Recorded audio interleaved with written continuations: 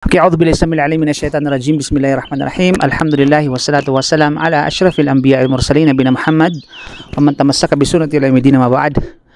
السلام عليكم ورحمة الله وبركاته. Mga kapatid sa pananampalatayang Islam, pagkatapos na purihin ang Allah Subhanahu wa Ta'ala at pasalamatan, alhamdulillah, isa sa mga dakilang pinagkaloob sa atin ng Allah Subhanahu wa Ta'ala pagkatapos ng ating pananampalataya o pagkaloob sa atin ng pananampalataya, iman, kaalaman, ay walang iba kundi ang kapatiran sa pananampalatayang Islam. Alhamdulillah, kasama natin ngayon ang mga kapatid natin at isa-isa nating ipakilala inshallah subhanahu wa ta'ala at tunghayan natin ang kanilang kwento kung bakit nananiyakap ang Islam. By the way, kami po ngayon ay nandito ngayon sa isa sa mga famous attraction dito sa Shifa na kung saan ay napakaganda at napakalamig na simoy ng hangin. Sa sinumang hindi pa nakapunta rito, pumunta na kayo rito, just catch me out. Okay, so ako po ang inyong host for today's video. Ako po ang inyong host ay walang iba kundi si Alimuddin Onofre Ilyas at kasama natin ang ating mga kapatid na hayaan nating ipakilala ang kanilang mga sarili. Assalamualaikum warahmatullahi wabarakatuh. Ako nga po pala si Fahad Asi mula sa General Santos City at ako ay kasalukuyang nag-aaral po sa King Khalid University at inshallah subhanahu wa ta'ala ay malapit na po yung pagtatapos namin. Okay na ba? Hindi, pakilala pangalan lang. Pangalan ko po ay Zaydan Gabriel. Assalamualaikum warahmatullahi wabarakatuh.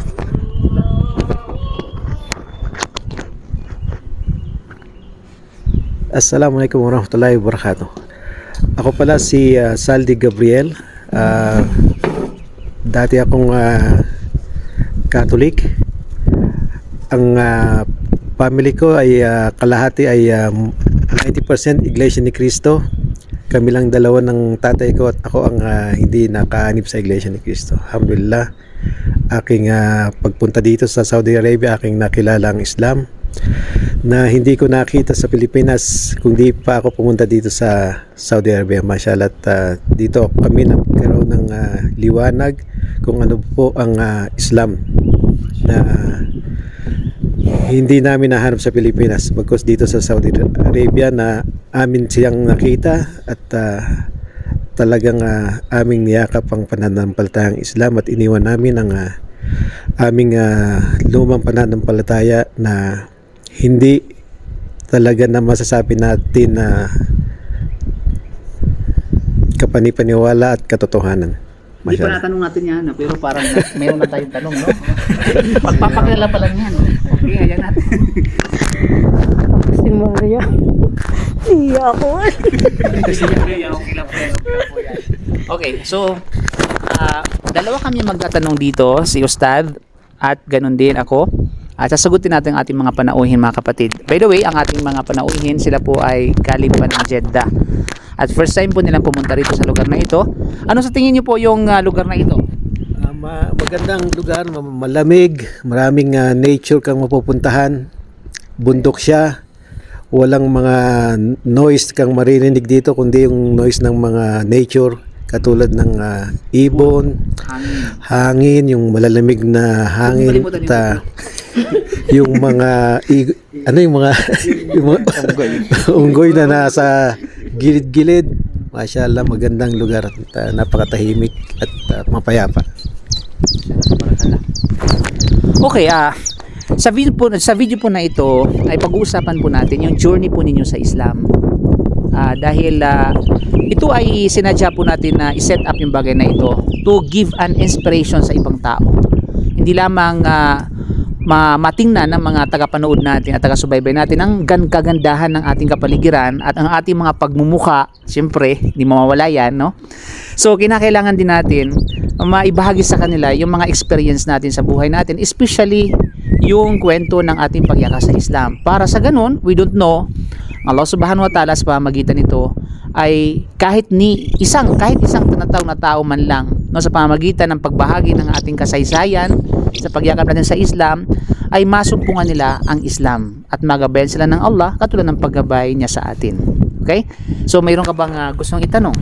Okay. So ang tanong ko po muna, taga saan po kayo sa Pilipinas? Ako ay sinilang sa may Baclaran at kami ay lumipat sa parting Cavite sa Bacoor. Doon ako lumaki at doon ako nakapag-aral hanggang sa college. Alhamdulillah. At after ko nang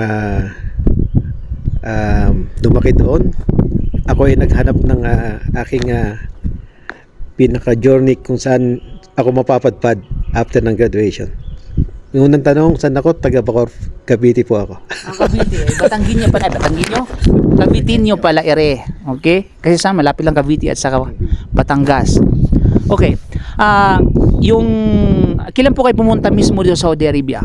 Ano? Siguro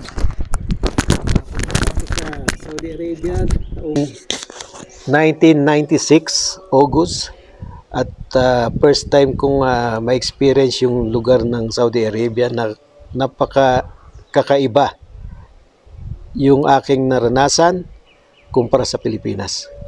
1996 August ako nakarating ng Abha, Saudi Arabia. Totally ilang taon po kayo sa Saudi Arabia? Mula 1996 hanggang sa kasalukuyan 2024 na at more than 28 years. 28 years, no? Mashallah, tabarakallah. Mashallah. Pero sa Pilipinas po, mayroon na po kayong mga kakilalang mga Muslim. At ano yung impression mo noon sa mga Muslim nung ikaw ay bago pa yumakap sa Islam? Nakita ko ang Islam nung ako'y maliit pa sa mga channel na mga hindi kilala. Merong isang taga Maranao ang nag-pictures ng Islam. Habang nanonood ako sa kanya, maganda naman yung paliwanag niya. At yun lang ang huli kong naalala nung ako'y nasa kabataang edad pa. At iba yung ipinapakita ng media sa TV, sa radyo, sa newspaper ng Islam ay napaka-negative vibes sa mga tao, lalo na sa Maynila.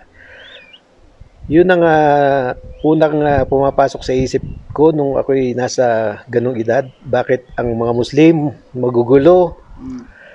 Ang mga Muslim sila yung naglalabanan sa isang lugar. Halimbawa na niyan, yung wala pa ako sa Saudi Arabia.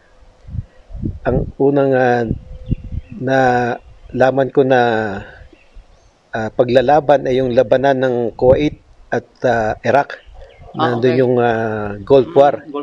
Na parte sila sa mga naging alaala ko. At yun yung naging isa sa mga naging bakit sila naglalabanan sa bawat isa. So may tanong ka? Wala pa kaya. Kinukumpos pa yung tanong. Anyway, siya po ay anak-anak po ninyo? Siya ang aking anak at ito naman ang aking asawa. Mashallah tabarak. Sila po ay mga Muslim na, alhamdulillah. Okay. So, ibig sabihin, nakilala mo ang Islam negatively sa Pilipinas. Sa pamamagitan ng mga, kumbaga, ng mga black propaganda ng mga media.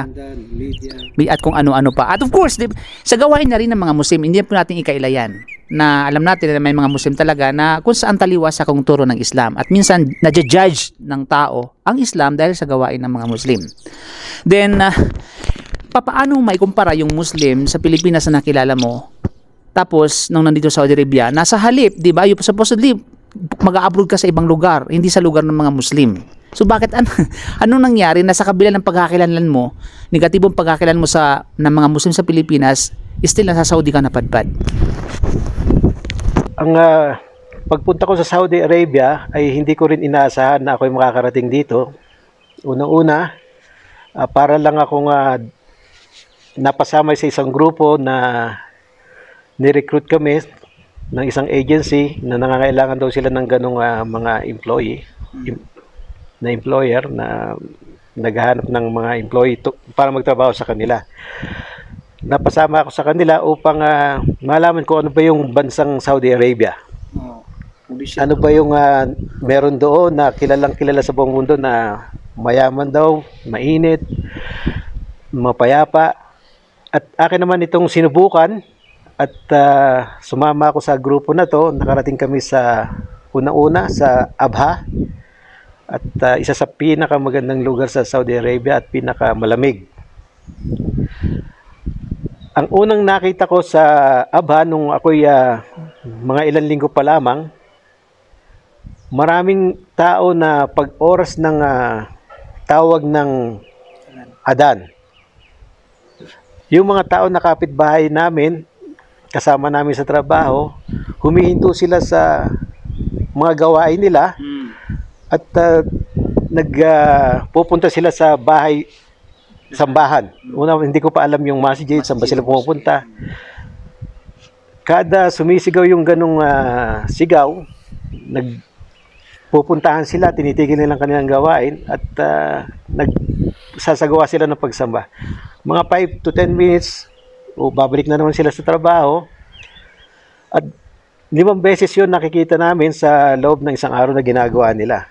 Yun ang isa sa mga naobserbahan ko na yung Islam pala, 5 beses pala sila nagdarasal sa loob ng isang araw na kakaiba sa aking nakalakihan na kultura, relihiyon at komunidad. At isa rin sa mga masasabi ko nung mga panahon na yon, napakatahimik ng lugar ng Abha. Wala siyang masyadong tao nung kami nandun pa. Napakapayapa, walang gulo, walang masasabi natin na mga kriminal na na kung saan bago ako umalis sa Pilipinas, halos araw-araw may marinig ka sa balita na pinatay, ninakawan, ni-rape, yung ama pinatay ang anak, yung anak pinatay ang ama. Mga ganung bagay na hindi namin naranasan dito sa Saudi Arabia na nangyayari. At isa yun sa mga bagay na isa sa nagmulat sa amin na napakaganda pala ng pananampalatayang Islam dahil sa ganong gawain na pagsamba sa loob ng isang araw, meron silang ginagawang pagsamba, nagiging payapa ang isang community. At nagiging payapa rin yung taong nagdarasal. So, pwede niyo po bang kaming kwentuhan, kahit brief kwento, paano mo nakilala po yung Islam? Ano yung kwento sa likod nito? Paano mo nasumpungan yung Islam? Paano tumatak sa puso mo at sa isipan mo na ito na talaga yung reliyon na papasukin ko? Una, hindi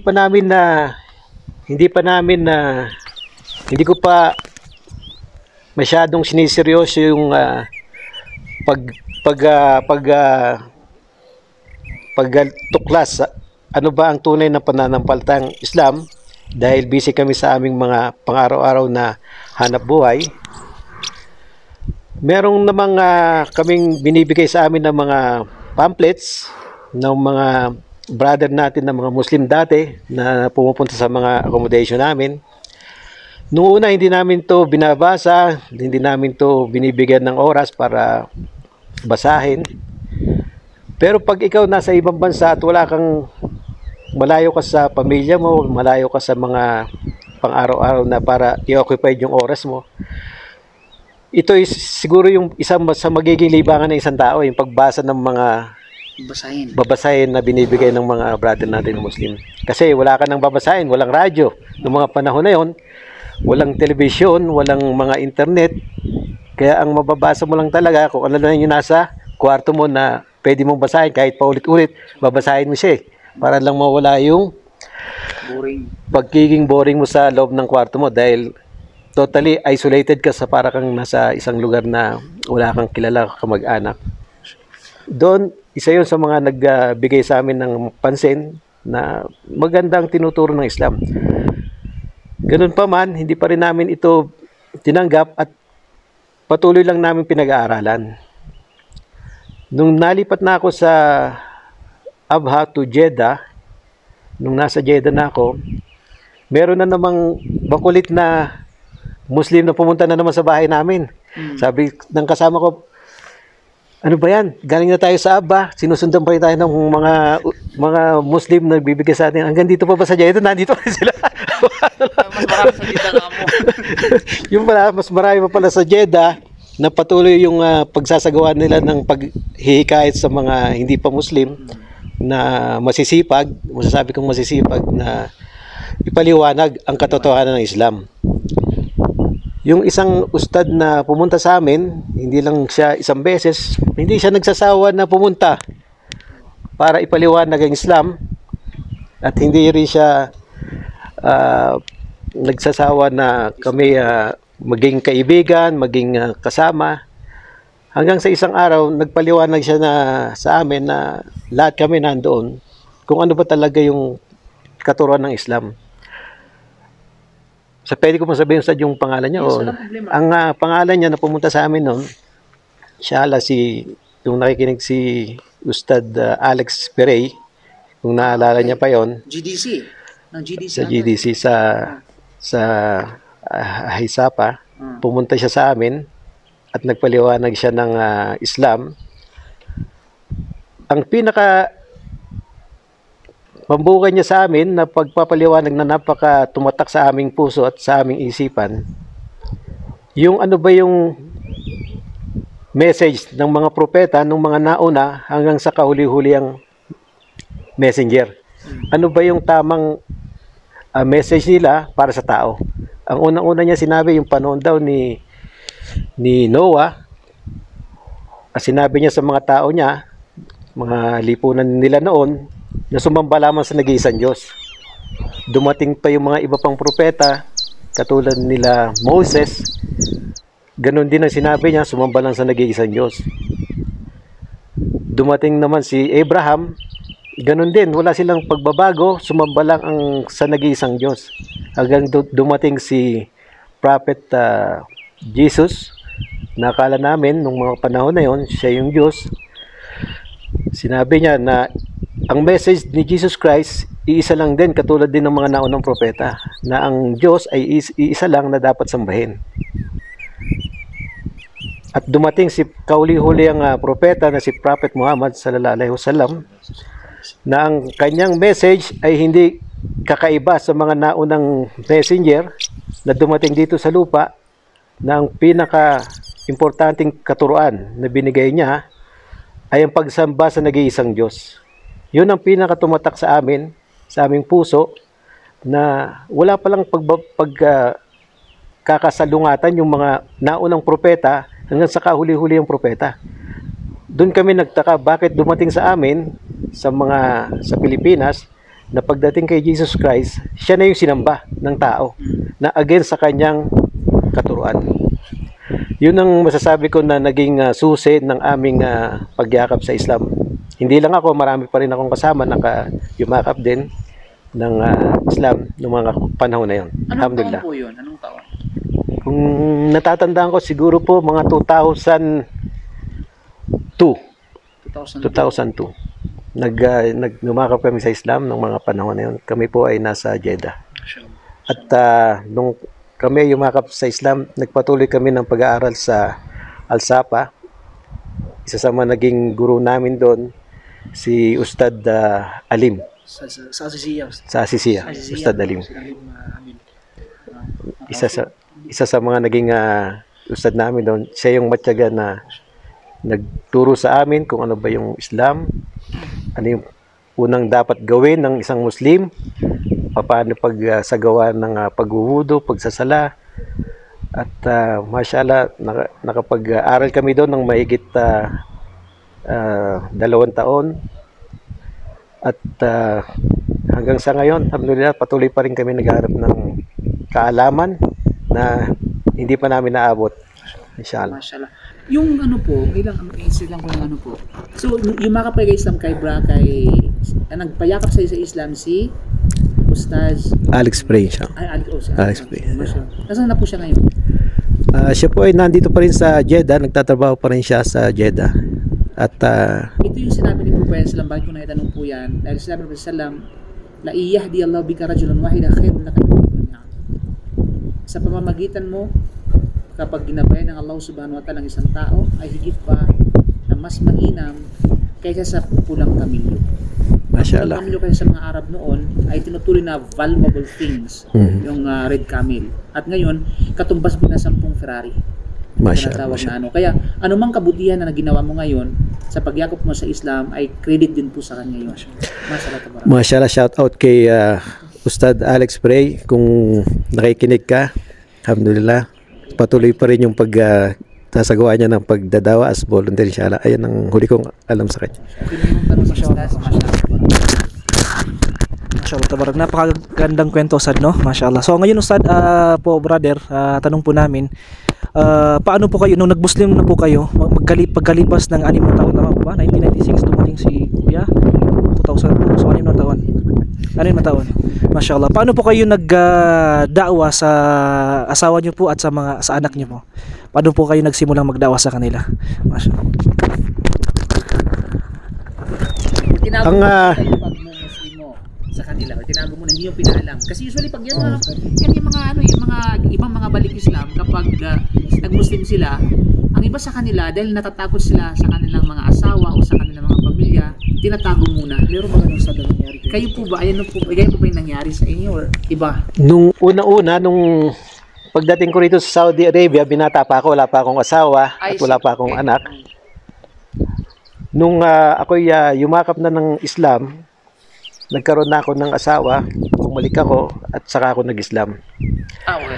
Ngayon yung pagbalik ko rito, unang-una nilihim ko sa kanya na ako nag-Muslim na.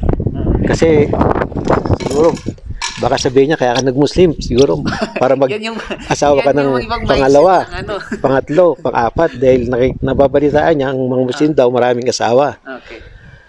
Hanggang sa sinabi ko naman sa kanila na hindi naman ganoon ng Islam. Ang Islam ay ang pananampalataya ng Islam isa rin sa mga katulad ng pananampalataya ng Islam. Kung hindi mo kayang bigyan ng justice yung pag-asawa ng pangalawa, pangatlo, pang-apat, mag-asawa ka lamang ng isa. At isa yun sa mga sinabi ko sa kanya at naintindihan niya naman na yung Islam. Ngayon, sa aking karanasan, hindi naman siya naging against na sa akin na naging struggle ko sa kanya yung pagiging Islam ko. Nga lang sa pamilya ko, merong mga ganong struggle sa mga kapatid, sa mga, yun ang isa sa mga nagiging struggle ko hanggang sa ngayon, na patuloy ko pa rin naman pinapaliwanag sa kanilang Islam, pero darating din siguro yung panahon na mamumulat din sila. Ano kayo nagdawa kayo na yung pagdadawa ko naman sa kanila, totally hindi naman talagang sinabi ko rin yung katulad din yung ginawa ng ustad namin. Nakita lang nila na yung action ko na hindi nakatulad ako ng dati na isang Kristiyano, na dati, alam naman natin na ang buhay Kristiyano ay napakadaming mga ginagawa na against sa religion of Islam. Isa siguro yun nung pagbalik ko, bakit hindi ka na ganon, hindi ka na ganito. Isa siguro naging paraan yun para na makita nila na dahil sa Islam, nagbago na yung asawa ko. At isa rin yun sa naging dahilan para tanggapin din nila yung pananampalatayang Islam. At alhamdulillah, nakita rin nila sa pag-aaral din nila dahil ako nagpapadali rin sa kanila ng mga babasahin. Pinapaliwanag ko rin yung mga maliit na nalalaman ko about Islam. At isa rin yun na mga naging dahilan sa kanila na pag-aralan din ng Islam. Kasi kung aking sasabihin ang Islam at kung hindi naman nila tatanggapin at hindi sila gagawin ng Allah subhanahu wa ta'ala, hindi rin pa rin ako titigil na ipaalam sa kanila yung tamang pananampalataya. Dahil sila yung isa sa mga goal ko bakit ako nag-Islam, sila hindi. Dapat kasama rin sila kung ano man yung niyakap ko, tinataha ko, na nalaman ko, dapat rin nila na malaman. Alhamdulillah. Sama-sama sa paraiso. Sama-sama, inshallah. Okay. Ito yung sinasabi natin na isa sa mga katangian ng totoong pananampalataya o sabi nating sign ng isang totoong relihiyon o pananampalataya, yung babaguhin ka nito at hindi yung babaguhin mong relihiyon. Yun yung ano, kasi sa Islam, once sa pag sinabuhay mo yung Islam, babaguhin ka talaga nito. Yung way of style ng isang tao, yung pamumuhay niya, yung tinatawag na pananalita niya, yung pagkilos niya, yung gawain niya, yung pag-uugali niya, talagang magre-reflect yun papaano isinabuhay ng isang tao. Yun yung totoong pananampalataya. Subhanallah. At yan ay nakikita po sa inyong sarili, ng inyong pamilya. At ito isa sa mga factor kung bakit nila niyakap ang Islam. Diba, ate? Oo, tama. Sabi ko na nga ba.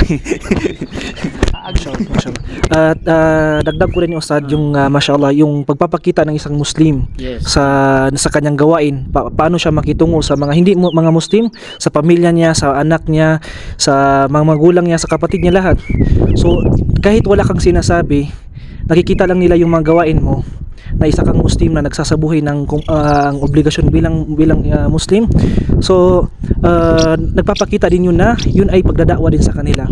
Action speaks louder than words. Sinabi nga ni Umar bin al-Khattab radiyallahu anhu, kunu du'atan ila Allah wa antum samitun. Tama ba, Ustad? At nagtanong yung mga sahaba, sabi niya, kayfa dhalika ya amirul mu'minin? Faqala bi akhlaqikum. Sinabi ni Umar bin al-Khattab, kayo ay magdawa, maghikayat sa mga taong patungo sa pagsamba sa Allah, na kayo ay wala kayong sinasabi, wala kayong binabanggit na mga salita. At nagtaka yung mga sahaba, yung mga kasama niya, paano yun? Ya Amirul Mu'minin, wala, nagdadawa ka pero wala kang sinasabi. Sabi niya, bi akhlaqikum, nang dahil sa pamamagitan ng inyong gawain at pag-uugali, nakikita ng mga tao, at yun ay maaring na naghihikayat ito patungo sa Islam. So minsan may mga pagkakataon na yung ginagawa nating kabutihan, na kahit wala tayong sinasabi sa mga tao, ay talagang mayroong itong faktor kung paano ito maghihikayat sa mga tao. Kaysa naman nagsasabi ka sa mga tao na ito yung Islam, samantalang hindi mo naman isinasabuhay, hindi mo ginagawa, taliwas yung sinasabi mo sa Islam. So mas mainam pa yung wala kang sinasabi pero ginagawa mo yung kabutihan bilang Muslim. At yun ang dawa, kasi ang dawa natin sa pamamagitan ng salita, bagkus sa pamamagitan maging yung pagsinyas o gesture or harakat, ito ay bahagi ng dawa. It's a napakalawak na mundo ng dawa. At alhamdulillah, naway kaibilang tayo ng Allah subhanahu wa ta'ala mula doon sa mga nagpapalaganap ng Islam, isinasabuhay ang turo ng Islam, at ipinapakita ng Islam kung ano yung utos niya sa pamamagitan ng pagsagawa nito. No, ano po yung pinakamalaking challenge po sa inyo na may related doon sa pagyakap mo sa Islam o bilang isang bagong Muslim? Ano yung matuturing mo na ito ay challenge sa akin? At paano mo ito in-encounter? Paano mo ito hinarap? Ang unang naging challenge sa akin yung sa Islam, yung pagbasa ng Arabic at pag-unawa nito. Isa sa naging struggle namin yung paano ba uunawain, babasahin para isabuhay mo, kasi kung hindi mo alam yung mga katuruan at hindi mo mababasa, hindi mo siya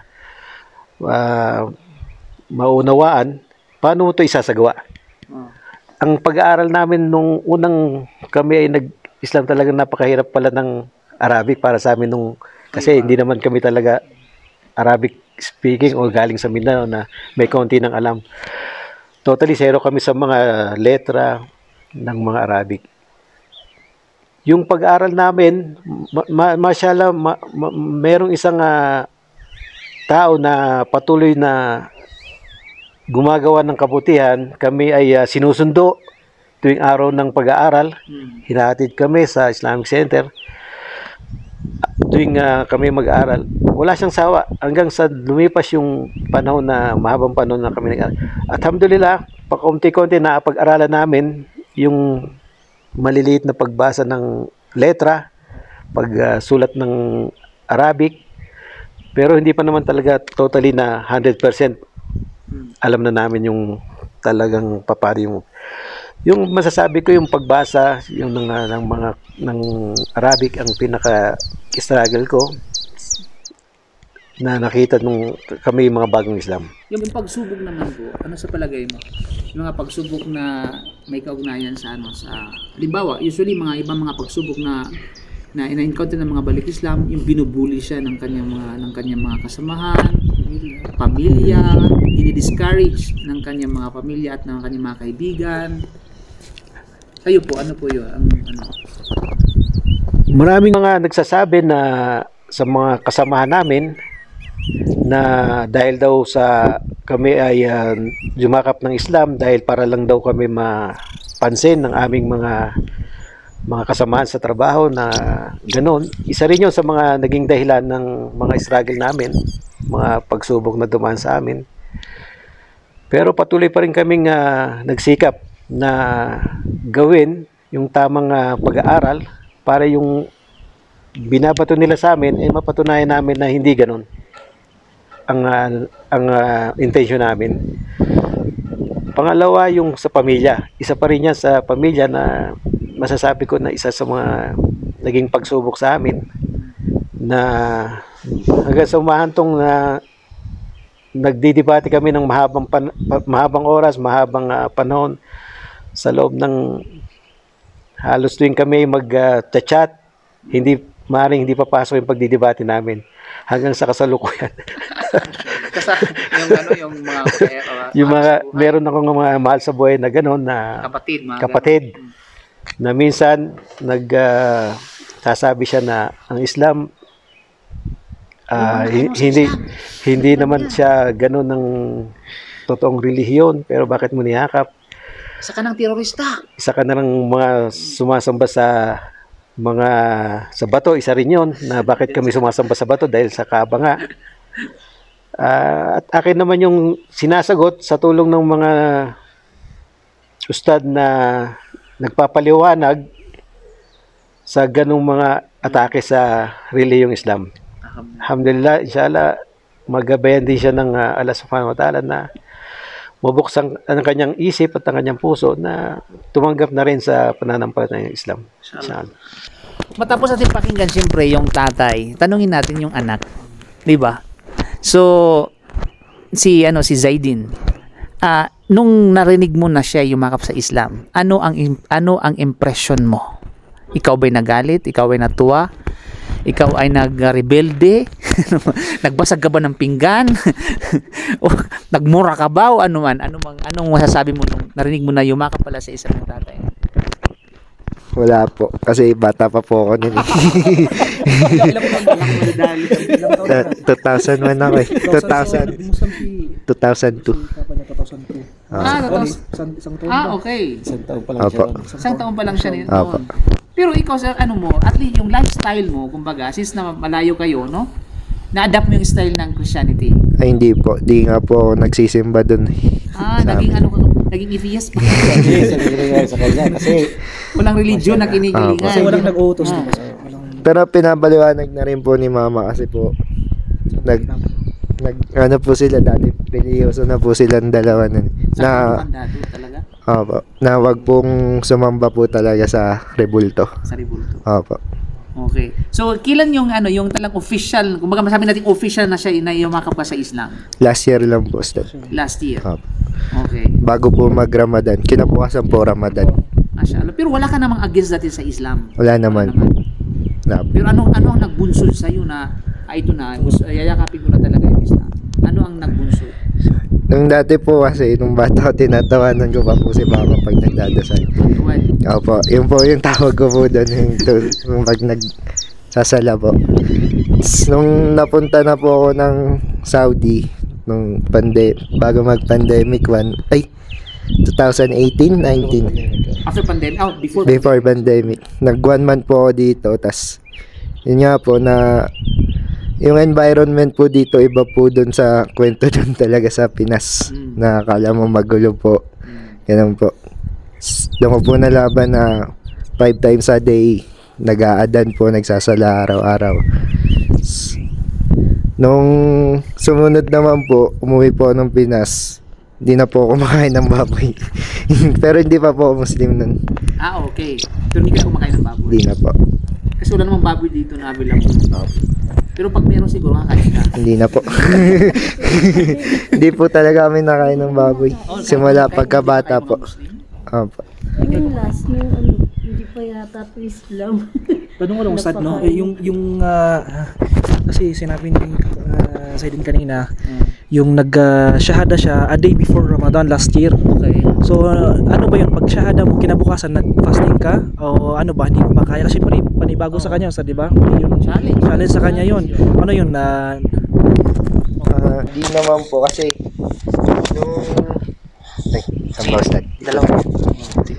Nung 2020, 21, 22, nakapag-fasting na rin po ako nun, pero hindi po ako Muslim. Kasi nagpa-fasting po sila mama, papa. so ginagaya na siguro. Apa. Hindi, kasi wala siyang map option. Wala pagluluto.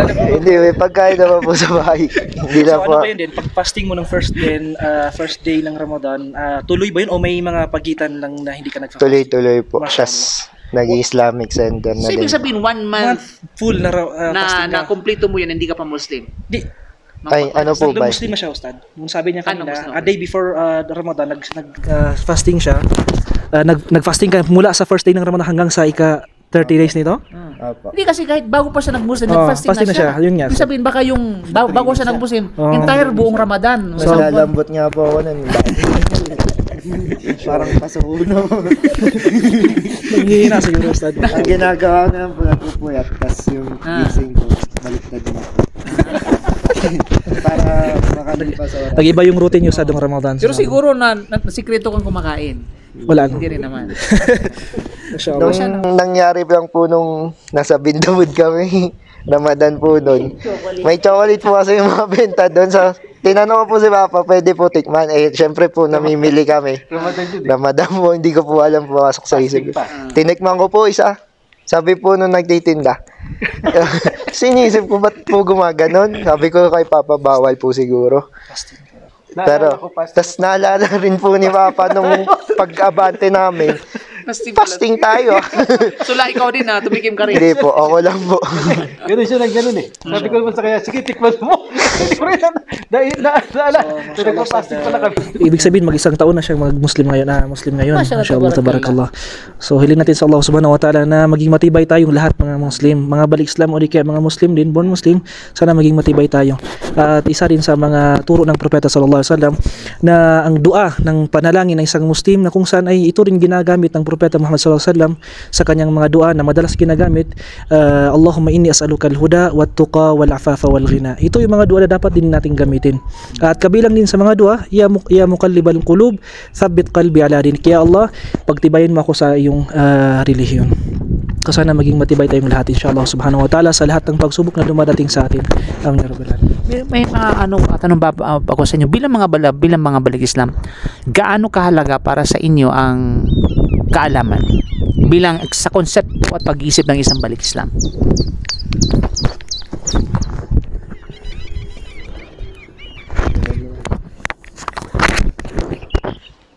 Ang kahalagahan ng kaalaman sa Islam ay napakahalaga. Itong pinaka dapat na gampanan ng bawat isang Muslim, balik Islam man o hindi balik Islam. Dahil lang pag meron tayong kaalaman sa pananampalataya natin na niyakap, mas magiging mabuti yung ating pagsunod sa pananampalatayang Islam. Mas mapapagaang natin yung pagsasagawa ng ibada kung meron tayong alam. Kasi napakahirap na gawin mo ang isang bagay, lalo na sa pag-ibada, kung napipilitan ka lang o hindi mo inalam kung bakit ko ba ito ginagawa. Yes. Kaya ang pinaka-importanting dapat gawin, lalong-lalo na ng mga balik Islam, yung maghanap ng tamang kaalaman. At isa rin sa mga pagsubok ng mga balik sa Islam ay yung sino yung magtuturo sa kanila. Tama. Marami na pong bagay na dapat tayong pagkuhanan ng kaalaman, hindi lang ito sa Islamic Center. Maraming mga babasahing libro o makikita tayo sa Facebook, sa YouTube ng mga ustad na nagtuturo ng mga kaalaman sa paggawa ng ibada. Yun lamang po ang aking masasabi. Napaka-importante po ang kaalaman. Okay. Kasi walang duda, yan ay talagang angkay. Kahit naman sa ang field, no? Kahit anong klase ng trabaho, kinakailangan mong ng kaalaman. Kailangan mong i-familiar yung ginagawa mo, di ba? Halimbawa, pagda-drive, subukan mo mag-drive na wala kang alam.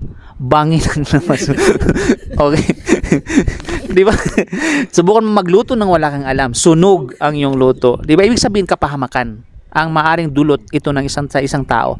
So, kung ang mga bagay na ito, simpleng bagay sa makamundong bagay na kailangan ng correct knowledge para sa ganun ay mapayapa siya at ligtas siya, paano pa kaya yung may kinalaman sa pangkabilang buhay? At ang Islam ay bagay na kung saan may kinalaman sa buhay sa daigdig at may kinalaman higit lalo sa kabilang buhay. Okay? So, siguro ito po yung last na mga question namin sa inyo, inshallah. And alhamdulillah, siguro isa sa mga pinakamalaking objective po ninyo at hangarin po ninyo na yumakap sa isa mang iyong pamilya. Ano po ang gusto nyong kung mayroon mang kayong kahilingan at kagustuhan at gustong hiling sa Allah Subhanahu wa Ta'ala? Ano po yun? Isa sa mga masasabi ko na gusto kong ipagduwa sa Allah Subhanahu wa Ta'ala ay buksan ng Allah Subhanahu wa Ta'ala ang kaisipan ng aking mga mahal sa buhay, hindi lang sa side ng sa akin, ganoon din sa side ng aking asawa, na may paalam sa kanila ano ba yung aming niyakap dito sa Saudi Arabia na Islam, nang sa ganoon yung aming nakita na katotohanan ay malaman din nila, dahil napaka laki po ng pagkakaiba ng pananampalatayang Islam sa pananampalatayang hindi Islam. Sa Islam, makikita natin kung saan tayo pupunta pag tayo ay nawala na dito sa daigdig. At ang isa sa mga layunin kung bakit tayo sumasampalataya sa nag-iisang Diyos ay para mapasama tayo sa kabilang buhay sa lugar kung saan nandoon ang paraiso, na isa sa mga goal ng bawat tao. Isa siguro masasabi ko na sana'y hindi lang kami ang magabayan, ganun din yung mga pamilya namin na hindi nagkaroon ng pagkakataon na mabisita yung Saudi Arabia at hindi nalaman yung Islam. Yun lang ang aking unang gustong ipagduwa sa Allah. At ganun, at ang pangalawa, yung mga ustad na nakapag-aral, nakaalam ng pananampalatayang Islam ay magkaroon din ng lakas ng maiparating din yung sa pamamagitan nila yung Islam sa mga kababayan natin na hindi pa Muslim sa Pilipinas, at napakadami nila. Yun ang isa sa mga gusto kong maging ipaduwa sa Allah Subhanahu wa Ta'ala. Okay, tiyak na meron tayong mga followers sa mga hindi mga Muslim, hindi pa mga Muslim rather. Ano po ang mensahe nyo sa kanila? Okay, sa mga hindi pa mga Muslim. Ang una kong masasabi sa mga taong makarinig nito na hindi pa Muslim, huwag nyo pong hayaan na isarado ang inyong puso at isipan sa paghanap ng katotohanan. Alamin po natin na napakalaki po ng pagkakaiba ng katotohanan sa kamalian.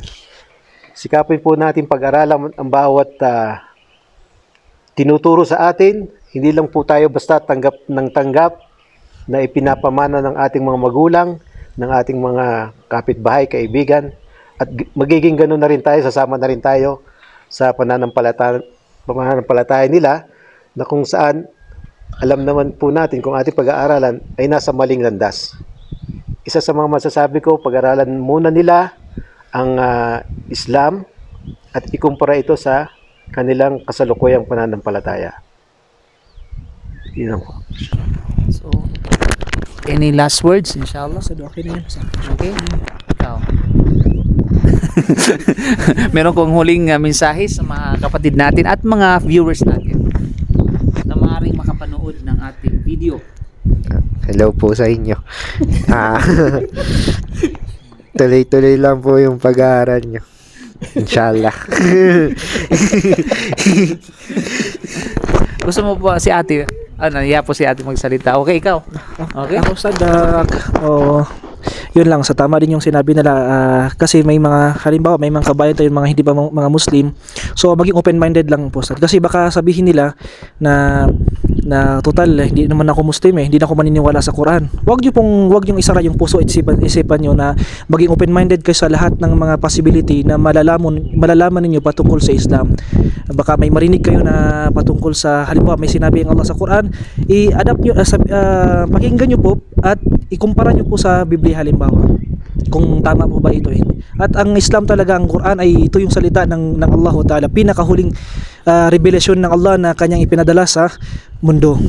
So yun lang po, inshallah subhanahu wa ta'ala sana makapagbigay ng inspirasyon o kaalaman sa ating mga kababayan natin mga hindi mga Muslim.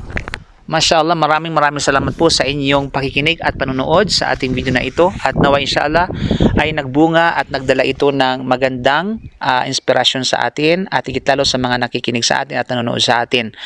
At sabi nga nila, kung talagang ikutin mo ang lahat ng relihiyon para lang maghanap ng katotohanan, wala kang babagsakan kundi ang Islam. Kasi ang Islam ay isang relihiyon ng pagpapasakop at pagpapasakop sa kautusan ng dakilang takapaglikha at nag-uutos sa pagsamba sa nag-iisang dakilang takapaglikha. Ikutin mo lahat ng relihiyon, wala kang makikita na relihiyon na nagtuturo na nag-iisang pagsamba sa tanging nag-iisa at bukod tanging nag-iisang takapaglikha kundi ang Islam lamang. Itong relihiyon ng lahat ng mga propeta. Ito ang relihiyon mula pa kay Adan hanggang kay Noah, kay Propeta Abraham, kay Moses, hanggang kay Propeta Jesus at maging sa kahuliyang propeta na walang iba kundi si Propeta Muhammad. I challenge everyone sa mga mga Muslim na kahit pasukin nyo ang Islam natin sa buhay sa loob ng isang buwan, you will find the changes of your lifestyle. Subhanallah, ito po ang relihiyon na nag-aakay sa inyo. Welcome ang lahat na yumakap sa Islam at welcome ang lahat na tanungin ang tungkol sa Islam. Welcome ang lahat na pag-aralan ng Islam. Walang pinipili po mga kapatid. Okay? At we don't know, baka ikaw o sino man sa inyo maring gabay ng Allah, hindi man ngayon, bukas, magpakailanman. So, nandito pa. So, po, pinupromote namin ang lugar na ito na napakaganda ang lugar na ito. Makikita po natin ang ating view. Subhanallah. Sa mga hindi pa po na nakapunta rito, pumunta na po kayo rito. Sa mga hindi pa po alam paano ang pagpunta rito, alam nyo na. Page nyo lang po ako. Okay? So, maraming salamat po. Jazakumullah kayo sa ating mga bisita at nawa inshallah ay gabayan kayo lagi ng Allah subhanahu wa ta'ala, gabayan tayo lagi ng Allah subhanahu wa ta'ala, at nawa hindi ito yung una at tuloy pagsama-sama natin sa mga adventure at mga road trip, no? At inshallah nawa ay mapuntahan pa natin yung mga ibang lugar kasi alam ko si ate talaga namang adventurous ito, no? Mahilig sa mga bundok din, no? So maraming salamat po. Naway inshallah ay tayo ay pag-ibayin ng Allah subhanahu wa ta'ala. Naway tayo ay magkalugsa ng Allah ang tamang kaalaman at kapanatagan at katiwasayan sa ating kaisipan at ating mga puso. Maraming salamat. Jazakumullahu khair wa akhir da'wana alhamdulillah subhanaka bihamdik asyhadu an la ilaha illa anta astaghfiruka wa atubu ilaik. Assalamualaikum warahmatullahi wabarakatuh. Derekat. Okay, dito natin